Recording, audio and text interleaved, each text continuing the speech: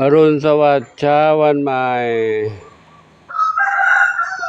หลวงปู่กลับมาแล้วน้องแมวน้องไก่รออยู่กันในวัดศรีสุดาแพนด้าเท้าขาวใหญ่สีหน้าส้มเสียงน้องหมาได้ยินเสียงหลวงปู่ร้องหาแล้วบุญนำจามจุลีกอไก่กินอาหารการจุบจับเท้าส้มอ่อนว่าค่ายเอ่ยทรัพย์ทวีนึกชื่อไม่ออกสมองไปแล้วสมองหลวงปู่เบอร์แล้วกินยาไปมึนซึมไงจำอะไรไม่ค่อยได้เลยอันนี้ใครบนนี้อีกเนี่ยทองอ่อนบนหลังคาเลยทองอ่อนบนหลังคามองลงมาก็น้องส้มขาวเล็กใครอยู่ในบ้านนี่เป็นด้านหนวดเหรอเป็นด้านหนวดใช่ไหมว่าไม่ใช่หนุ่มหล่อนี่หนุ่มหล่อดำขาวอยู่ในนี้เจนวราชอยู่นี่นวราชอยู่นี่เดี๋ยวดูน้องเดียวกันน้องเดียวกับน้องฝนน้องฟ้าอยู่ในบ้านพี่เหมียวกินอาหารหมดไหมลูกว่ากินกันไม่หมดเลยเหลืออยู่เลยไหนน้องเดียวอยู่ไหนน้องเดียวเข้าห้องน้ำอยู่เปิดมุ้งดูหน่อยสิน้องเดียวเข้าห้องน้ำอยู่เข้าห้องน้ำอยู่ครับเข้าน้ำอยู่เหรอน้องเดียวเข้าน้ำดูกินได้ขับถ่ายได้ไม่ร้องแล้วเนาะไม่ร้องงอแงแล้วเอามุ้งมาเอากรงมาไว้ใกล้ๆกันจะอยู่คนละกรงเนี่ยได้ยินเสียงเพื่อนอยู่นี่ทางนี้เพื่อนใครน้องฝนน้องฟ้าอยู่ที่น้องฝนน้องฟ้าที่จะน้องฟ้าน้องฝนมาหันหน้ามาดูหน่อยลูกฝนอยู่ไหนลูกฝนอยู่ข้างในโน้นครับฝนน้ำฟ้ากินอาหารหมดไหมเอากินหมดเลยเดี๋ยวปู่เก็บร้านแล้วให้ใหม่นะลูกนะเราก่อนน้องปู่เพิ่งกลับมาเนาะเรียกเก็บร้านแล้วก็ให้ใหม่ก่อนเอาบิณฑบาตให้เขาอาหารเขาไว้ให้คนละซองละทางนี้ซองหนึ่งยังกินหมดไหมเนี่ยกินไม่หมดเลยเหลือแต่นมยังไม่หมดน้องเดียวอยู่คนเดียวกินไม่หมด เดี๋ยวก็เปิดมุ้งกันเปิดมุ้งนี่ก่อนจะได้ระบายได้เนาะเปิดมุ้งแล้วน้องฟ้าน้องฝนน้องเดียวอยู่นี่นะมาแล้วเราไปดูข้างนอกกันแล้วได้อยู่นี่นะลูกนะไหนน้องเดียวไหนน้องเดียวบินเดียวน้องบินเดียว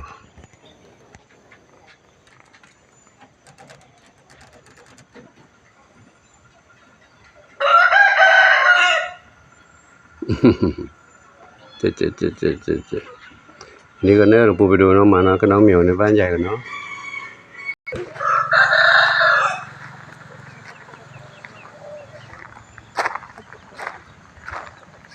เจ้าหมาน้อยเป็นหนุ่มกันแล้วไม่ใหญ่ไม่น้อยแล้วเนาะน้ำตาลขาวน้ำตาลเข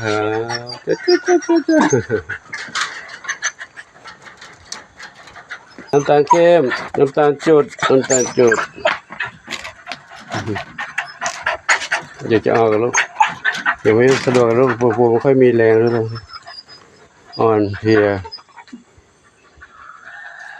เดี๋ยวเล่นอยู่ในบ้านนี่นะเล่นอยู่ในบ้านนี่ก่อนลูกเดี๋ยวไปออกข้างนอกนะปู่ดูแลไม่ไหววิ่งไปข้างนอกไม่ไหวเนาะ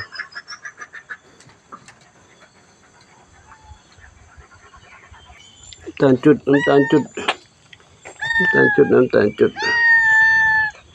เหมียวมาด้วยเหมียวมาตามเราไปด้วยจามจุลีตามมาด้วยนี่น้ำตาลเข้ม ตาลเข้มนี่น้ำตาลด่างตาลขาวน้ำตาลด่างกินแล้วพักผ่อนอยู่นี่แล้วเด้อปู่ไปดูน้องเหมียวในบ้านใหญ่กันเนาะมีเพื่อนๆเราอยู่อีกหลายสิบชีวิตนะลูกเด้ออยู่นี่นะอย่าดื้ออย่าซนเด้ออยู่ดีปลอดภัยลูกเด้อทรัพย์ทวีตามปู่มาเลยทรัพย์ทวีอ้อหลวงปู่ทรัพย์ทวีน้องส้มอ่อนมองอะไรมองอะไรจะจับนกแล้วนี่จับนกเหรอก็ไก่น้อยเป็นไงบ้างลูกสบายดีเนาะก็ไก่น้อยอยู่ตรงนี้อยู่กับธรรมชาติสบายใจแล้วกงก็พอดีนะมาเรียกไปใหญ่ก็เขาเป็นไก่ตัวพันน้อยกินหาหมดไหมล่ะกินหาไม่หมดเลยข้าวสารอาหารให้ไว้แบบนี้ไม่กินนะ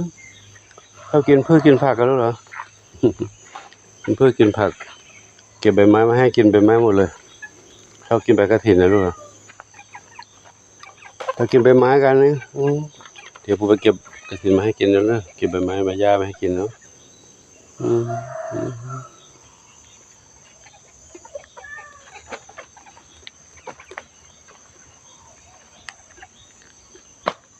เข้ามาข้างในบ้านน้องเหมียวพบน้องเหมียวแล้วใครดำเล็กหางกวักดำสนิทหนึ่งเดียวมีสุขเดี๋ยวมีสุขดูเต่าทองก่อนเต่าทองอยู่ตรงนี้เต่าทองน้องมีบุญเต่าทองน้องมีบุญอยู่นั้นเต่าทองน้องมีบุญ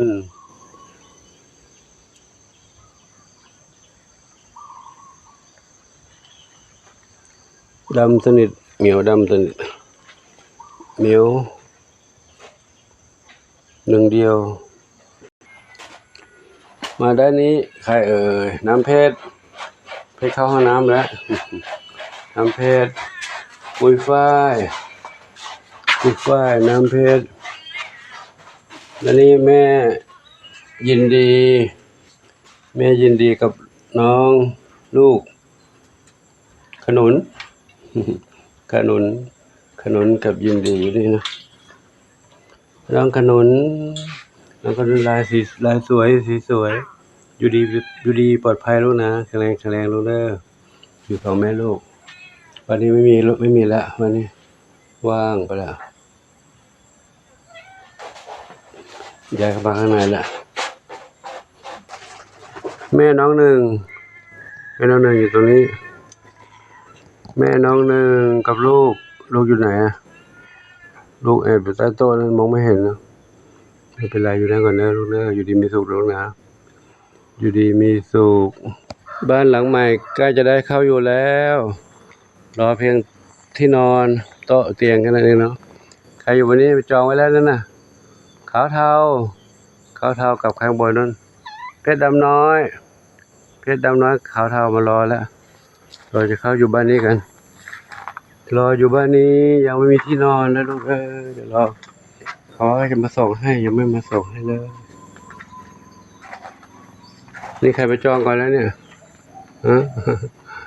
ใครไปจองบนนั้นก่อนเลยเนี่ยเท้าเล็กนอนบนนี้ก่อนแล้วเนาะเท้าเล็กนอนอยู่ข้างบนแล้วเท้าเล็กข้างล่างยังไม่มีที่นอนเลยถ้ามีที่นอนแล้วก็จะได้อยู่ตรงนี้สบายแล้วนะยุงไม่กัดแมลงไม่ตอมเนาะตรงนี้เนาะไปดูบ้านหลังนู้นบ้างที่มีเมียชุดใหญ่อยู่ตรงนู้นกันเมียชุดใหญ่อยู่ตรงนั้นกันอันนี้ทักทายแล้วเมื่อกี้นี่เทาดำขาวเล็กดำเล็กหางกวักทักทายแล้วนี่ใครนอนอยู่นี่ส้มขาวใหญ่นอนอยู่นี่ส้มขาวใหญ่เป็นอะไรลูกส้มขาวใหญ่นอนครับผมนอนอยู่ครับปลีกล้วยออกแล้วปลีกล้วยมาทางนี้น้องกระต่ายน้อย ระต่ายน้อยตื่นหรือยังกระต่ายน้อยตื่นแล้วกระต่ายตื่นหนึ่งกระต่ายอีกกระต่ายนอนอยู่หรือมาทักทายนี่ก่อนอ๋ออยู่นี่กำลังโผล่ออกจากถ้ำกำลังโผล่ขึ้นมาจากอุโมงค์เห็นก้นขาวๆอยู่เครื่องขาวๆอยู่อันนี้น้องเหมียวสาวใหญ่สองเหมียวอยู่นี่ สาวใหญ่สองเหมียวอยู่นี่เนาะรักกันดีอยู่ด้วยกันปลอดภัยลูกอยู่ดีมีสุขลูกเด้อดำสนิทมานี่ดำสนิทมาทางนี้วันเอากรงนี้เข้าไปอยู่ในบ้านใหญ่แล้วเขาอยู่นี่เขาลองเจ๊เดี๋ยวก่อนแต่สองสาวนี่ไม่ยอมไปไหนสองสาวนี่ไม่อยากอยู่บ้านใหญ่ให้อยู่ตรงนี้ไปก่อนเนาะสองสาวอยู่ตรงนี้ไปก่อนไม่มีมุ้งกลางเดี๋ยวกำลังรอมุ้งอยู่นะมุ้งมากางให้แต่ถ้าเดี๋ยวลองดูอีกทีหนึ่งอาจจะอยู่บ้านของใหญ่ดีกว่าเนาะใหญ่กว้างเดี๋ยววิ่งเล่นได้อันนี้มันแคบไปนิดนึงแคบไปหน่อยนึงแต่ทางคู่นี่เขาอยู่อย่างนี้ได้เพราะนี่กว้างอยู่เขาไม่ชอบวิ่งเล่นเท่าไหร่กินแล้วก็นอนสบายนี่สองเหมียวนี่สามเหมียวอาหารกินไม่หมดมีอยู่เนาะอันนี้ลูกนี่กินเก่งเนี่ยนี่สามเหมียวกินอาหารหมดเลยกินหรือเปล่าไม่ได้กินทำหกนะทำคว่ำเลยเดี๋ยวให้ใหม่ลงเลยดูบ้านนี้ก่อนบ้านใหญ่อยู่ตรงนี้กันกำลังกินกันแล้วเหรอกินก็มีใครอิ่มแล้วก็วิ่งเล่นได้แล้วเนาะอิ่มแล้วก็วิ่งเล่นได้ผมจะดูอาการหนูใครมีอาการซึมไหมได้รับเชื้อได้รับสารได้รับสิ่งแปลกปลอมมากับอากาศหายใจไหมลูกถ้ามีเขาก็จะซึมเหมือนกันนะมีนอนอยู่นั่นก็มีไม่รู้ซึมหรือเปล่าหรือว่ายังนอนไม่ตื่นไม่รู้นะก็ขอให้เด็กๆทั้งหลายอยู่รอดปลอดภัยลูกรอดปลอดภัยนะด้านนี้ล่ะเป็นไงบ้างนี่ก็สบายกันดีเนาะอยู่รอดปลอดภัยแข็งแรงอยู่ดีมีสุขอยู่รอดปลอดภัยแข็งแรงต้องมีแข็งแรงนะเดี๋ยวหลวงปู่ที่เริ่มอ่อนแอลงเรื่อยแล้วเมื่อวานไปหลวงปู่ไปหาหมอมาบอกฉีดยาก็ได้รับยามากินยาไปก็เลยมึนไปเลย มึนงง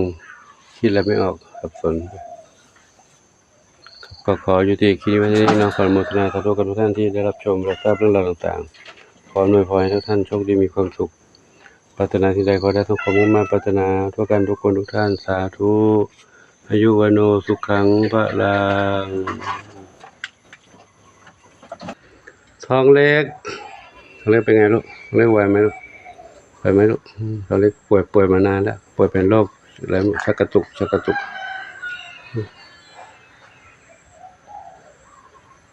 อันนี้ก็ดูซึมไปแล้วนะซึม